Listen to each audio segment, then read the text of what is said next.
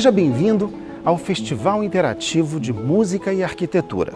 Este conteúdo foi realizado em formato convencional e 360 graus para democratizar ainda mais o acesso às grandes obras visitadas pelo FIMA. Neste primeiro episódio, iremos conhecer o Real Gabinete Português de Leitura. A soprano Marília Vargas e as cordas dedilhadas de Guilherme de Camargo irão nos transportar com sua música ao templo da expansão ultramarina do Rei Manuel. As glórias de seu reinado reverberam neste templo do conhecimento, uma arquitetura que evoca a epopeia camoniana através de seus traços neomanuelinos. A arquiteta Noêmia Barradas irá abrir o caminho para que, junto com estes músicos, possamos seguir esta viagem até o período de construção deste incrível espaço no fim do século XIX. Com vocês, a soprano Marília Vargas e as cordas dedilhadas de Guilherme de Camargo.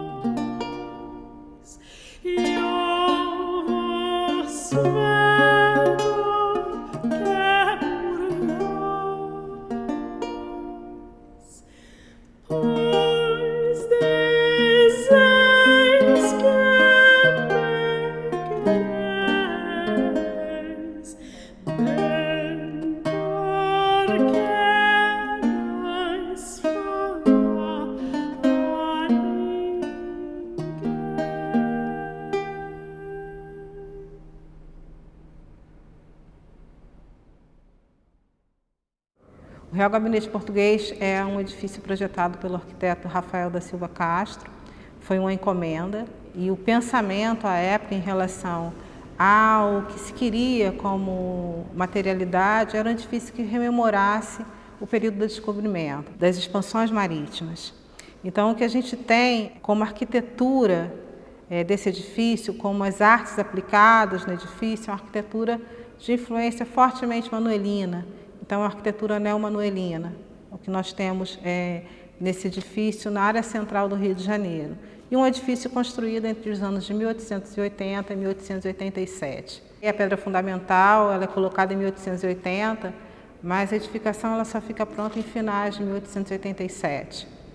No período que foi colocada a pedra fundamental, era uma data muito importante porque era a data do tricentenário da morte de Camões. E essa era uma forma de estar referenciando esse momento tão importante no tempo da cultura, no tempo da literatura. O mais importante que nós temos hoje em relação ao Real Gabinete Português é o acervo. Ele possui um acervo fantástico de literatura portuguesa, além de ser uma das 5 bibliotecas mais bonitas do mundo, que é um espaço belíssimo.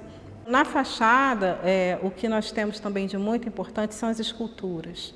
Nós temos um conjunto de esculturas assim, muito importantes, que são como fossem os protetores, né, desse templo da cultura. Então nós temos nas esculturas na fachada, Pedro Álvares Cabral, Vasco da Gama. Pedro Álvares Cabral e Vasco da Gama são os navegantes, né?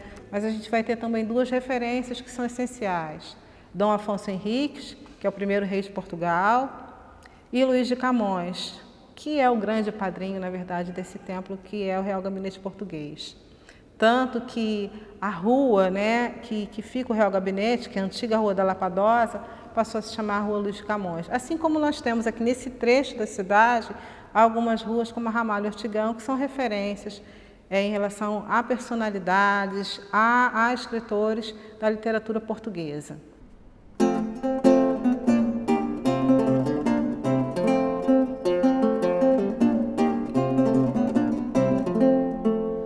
Menina dos olhos verdes, por que não me veres? Por que não me veres? Por que não me veres? Eles verdes são e tem por usança, na pura esperança e nas obras não. Vossa condição não me dá olhos verdes, por que não me veres? Por que não me veres? Haviam de ser porque passam belos, com olhos tão belos não são de esconder. Mas fazem-me crer que já não são verdes, por que não me veres? Por que não me veres? Verdes não o são que não cansa deles, verdes são aqueles que esperança dão. Se na condição estes serem verdes, por que não me veres? Por que não me veres? Menina dos olhos verdes, por que não me veres? Por que não me veres? Por que não me veres?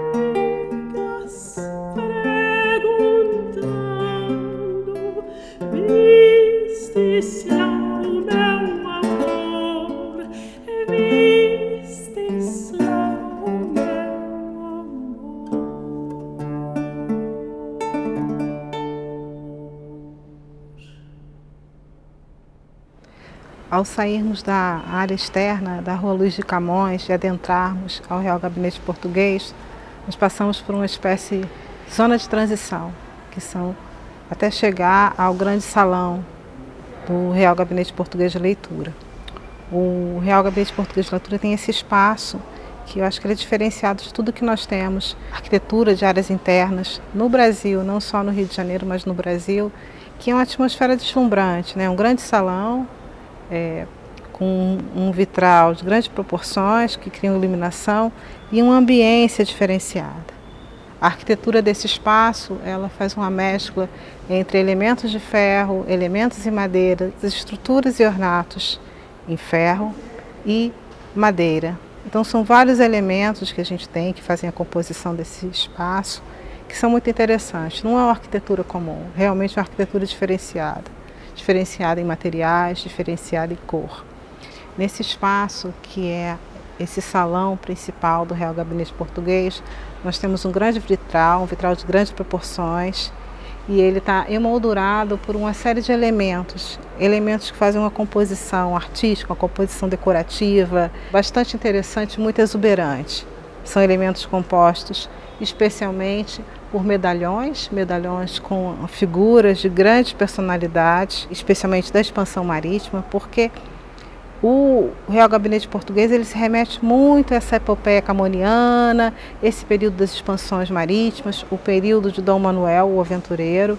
Então ela vai trazer esses elementos. Que elementos são esses que compõem esse espaço? São elementos que estão relacionados às plantas, né, especialmente a vegetação marítima, e aos elementos da navegação. Eles estão muito presentes nos elementos que compõem, nos ornatos que compõem essa espacialidade. O espaço da estanteria é todo composto por uma estrutura metálica com elementos aplicados, na sua grande maioria esses elementos também em metal, e nós temos também um piso todo perfurado e desenhado, que permite essa fluição dos espaços, esse entendimento melhor dos espaços. O Real Gabinete Português também é a maior biblioteca de publicações e livros de Portugal fora de Portugal. Ela tem um acervo raríssimo, originais de Camões, além das ordenações, Manuelina e Afonsina, elas também têm exemplares no Real Gabinete Português. E um conjunto de elementos integrados, mobiliário de excelente qualidade, feitos em madeira, e também pinturas, bens móveis como pinturas, como um exemplar de José Malhoa, que foi doado ao Real Gabinete Português no início do século XX, quando o Real Gabinete fez uma grande exposição de pinturas. Do vosso bem querer, Senhora, o vosso mal melhor me fora, o vosso mal melhor me fora, fora-me melhor o mal que o bem de tão pouca dura. Mas a quem falta ventura que lhe fonde tudo, não há por nós desigual que o bem pede do Senhor, onde o mal melhor me fora. Já agora certo conheço ser melhor todo o tormento, onde o arrependimento se compra por justo preço.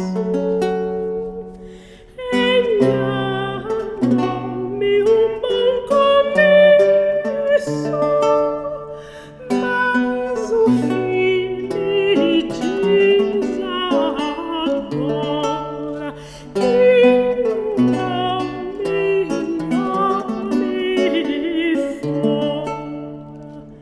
Quando ele tão danoso que segue o bem na cuidado,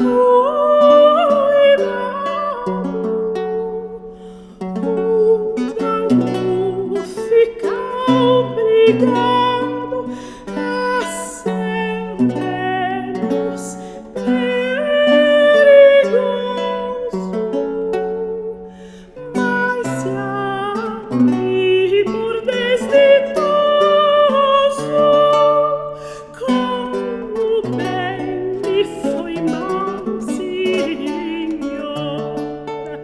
com o vosso mal bem me fora.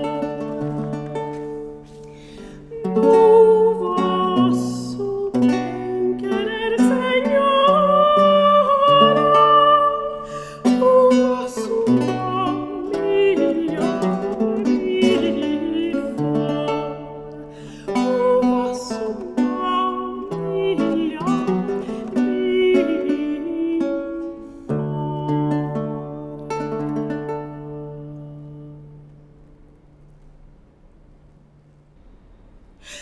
Puestos están frente a frente los dos valerosos campos, uno es del rey Maluco, otro de Sebastián.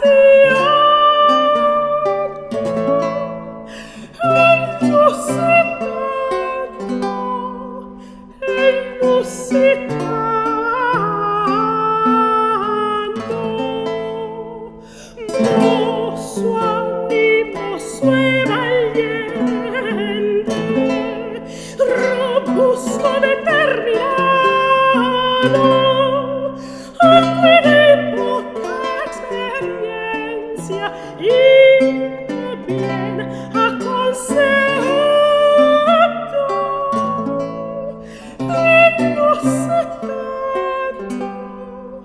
inusitado,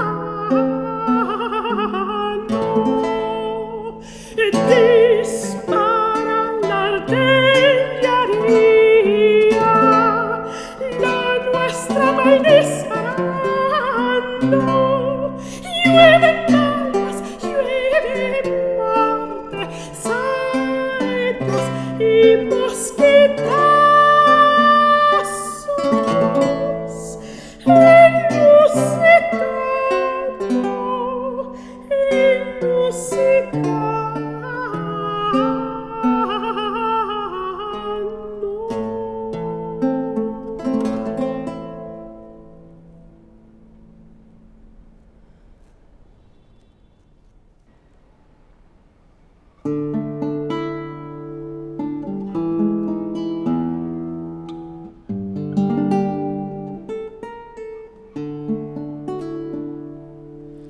as armas e os barões assinalados que da ocidental praia lusitana por mares nunca de antes navegados passaram ainda além da tapa romana e em perigos e guerras esforçados mais do que prometia a força humana e entre gente remota edificaram novo reino que tanto sublimaram.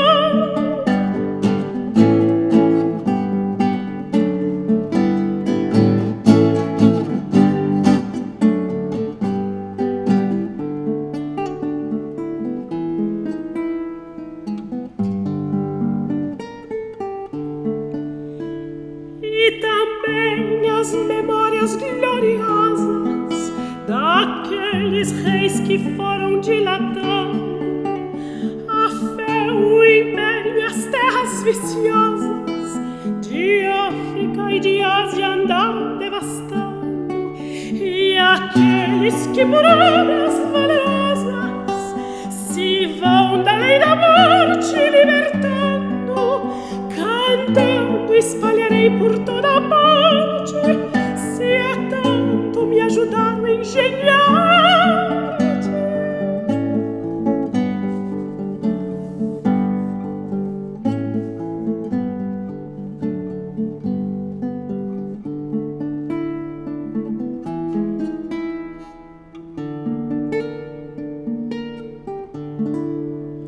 Vereis amor da pátria não movido de prêmio vil mais alto e quase eterno, que não é prêmio vil ser conhecido por um pregão do ninho meu paterno. Ouviveis o nome engrandecido daqueles de quem sois Senhor supremo e julgareis qual é mais excelente se ser do mundo rei, se de tal gente.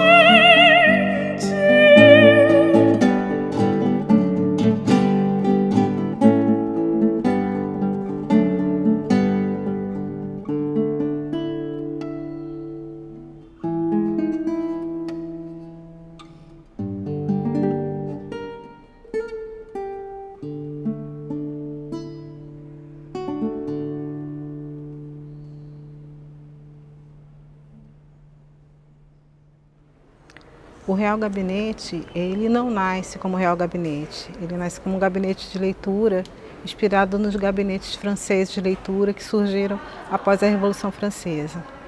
E é interessante nós sabermos que eram encontros entre portugueses, muitos exilados, que se faziam numa casa na região central do Rio de Janeiro, que começa essa ideia de se fazer os gabinetes de leitura. E ele, antes de chegar à antiga Rua da Lampadosa, com a Rua Luiz de Camões, ele passou por vários endereços, como Rua Direita, Rua dos Beneditinos e Rua de São Pedro. Então a ideia inicial eram esses encontros de discussões que envolviam não só a literatura, mas envolviam também a política. E a partir daí nasce a ideia, ao longo desses anos, entre 1840 e 1837, até 1870, de se pensar num espaço maior, um espaço que acolhesse essa ideia, esse conceito desse espaço de leitura, esse espaço de cultura, Ela passa a ser uma ideia muito importante, porque é um local de troca cultural, é um local de referência para os portugueses. Esse espaço, essa espacialidade que a gente encontra aqui, vai trazer muito do que a gente tem em Portugal. É uma grande referência, esse local de encontro que se faz no Real Gabinete Português de Leitura. Externamente, nós temos as janelas envoltas em toda uma decoração feita em pedras. Internamente, essa decoração ela também é vista, só que ela já não é feita em pedra. Nós temos toda uma composição em torno das portas internas. No terceiro pavimento em especial, essa composição, que é uma composição do desenho da janela manuelina, ela tem agregado os elementos fitomórficos, os elementos que a decoram, com o acabamento todo feito em ouro. Esse é um diferencial que a gente tem da área externa para a área interna. A área externa é muito mais sóbria, a área interna ela tem elementos que a compõem tanto nas paredes, com esses elementos de composição, como os ornatos, quanto nos tetos. E a marcação maior que a gente percebe é nessas áreas de transição entre os ambientes, que são esses portais com o desenho da janela manuelina e os acabamentos em ouro.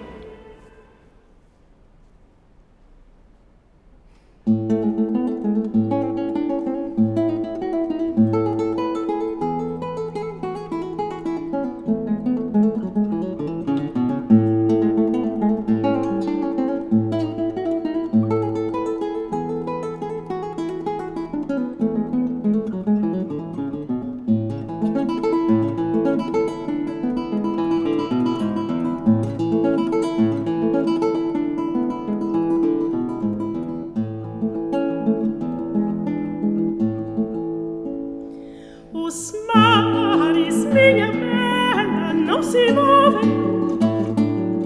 O brando norte assopra nem diviso. O mar não vem sequer na espera toda. O destro não tá aqui, não é preciso. Eu só conduzo o anão, eu só moderno. Do seu governo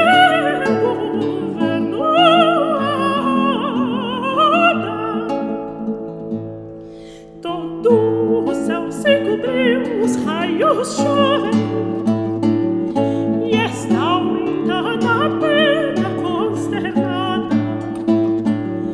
Nem sabe aonde possa achar conforto.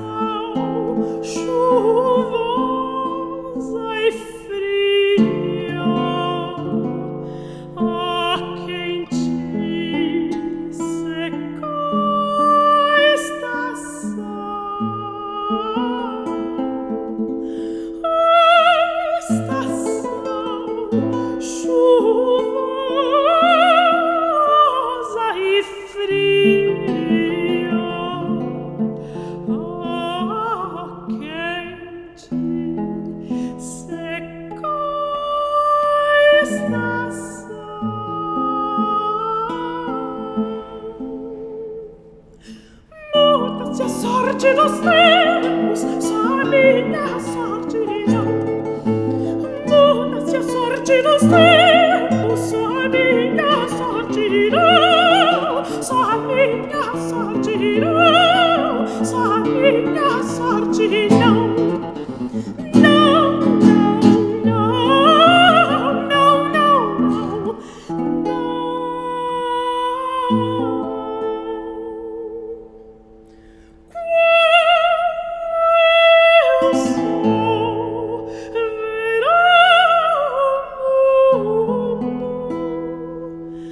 Mas me dará o que eu tinha, tornarei a ver-te minha, que feliz consolação.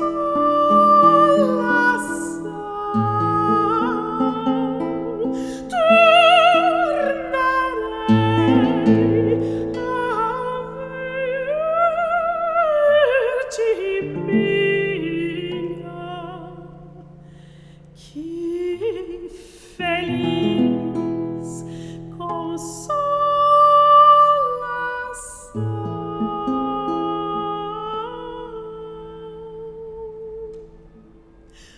Muda-se a sorte dos tempos, sabia sorte não. Muda-se a sorte dos tempos, sabia sorte não. Sabia sorte não, sabia sorte não. Não, não, não, não, não, não.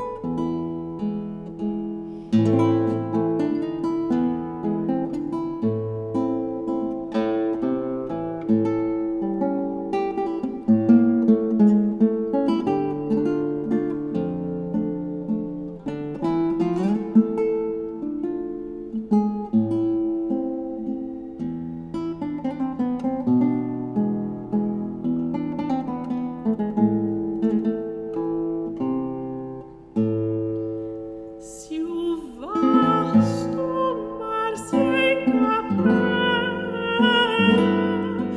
e rocha em flor rebenta,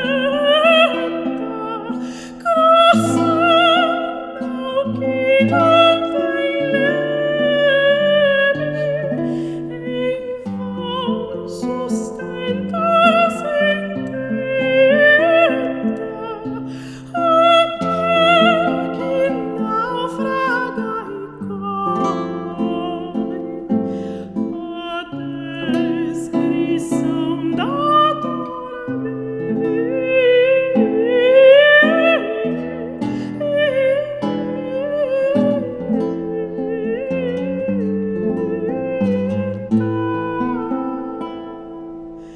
Quem não tem uma beleza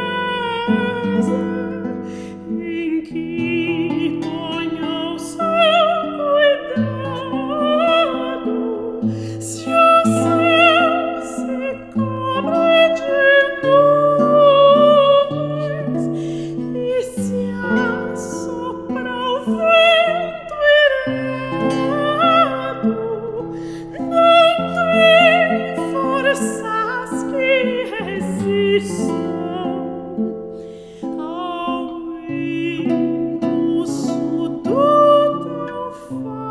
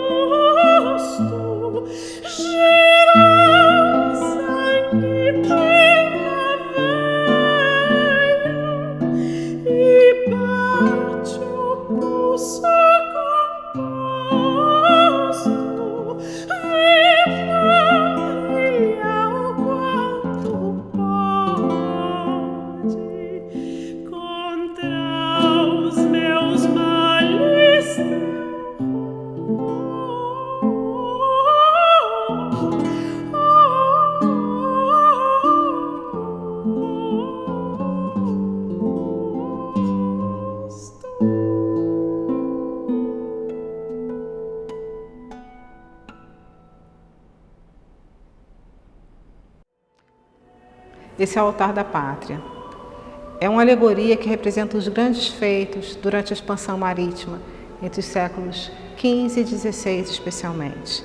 Está representado nessa alegoria uma série de momentos e circunstâncias que têm a ver com a chegada dos portugueses às terras além-mar. Temos aí as caravelas e temos também representando essa expansão marítima as grandes personalidades de Portugal, que vão ser Luís de Camões, Dom Afonso Henriques, o primeiro rei de Portugal, e os dois grandes navegadores, Pedro Álvares Cabral e Vasco da Gama. O altar da pátria é feito com dois materiais, a prata, que é usada de forma exacerbada, e a pedra, que são trabalhadas plasticamente com todos esses elementos que fazem parte desse cenário do período da expansão marinha. E também nós temos esse material branco, mais claro, o marfim, que está muito relacionado a esse período da expansão, porque é o período que Portugal descobre a África e traz o marfim da África que vai compor muito das esculturas.